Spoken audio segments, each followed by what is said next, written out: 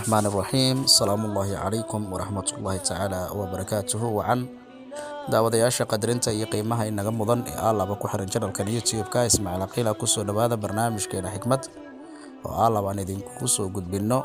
xikmada cajiib ah isla markaana daawadayaasha ku xiran channelkan aad bay kaga faa'iideysan karaan aan isleenahay caawase waxaan idin sidaa insha Allah tacaala xikmad idin cajab geli doonta hadduu Rabbi weerar raali ka noqdo isla marhaantaana saameyn kugu yeelan doonta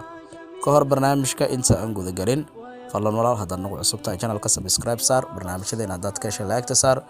sidoo kale si share garay si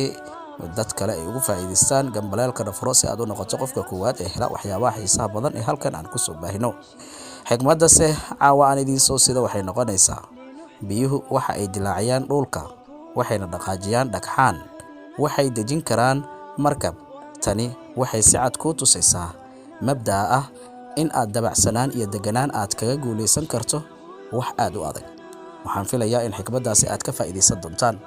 guud ahaan barnaamijkeena caawa intaas ayaan ku soo gabagabeynayaa ala waxa idin soo tabiya anigoo ah walaalkiin Ismaaciil Aqila inta barnaamijkan midkiisa haga aynu ku kulmi doono bahda Ismaaciil Aqila ku xiran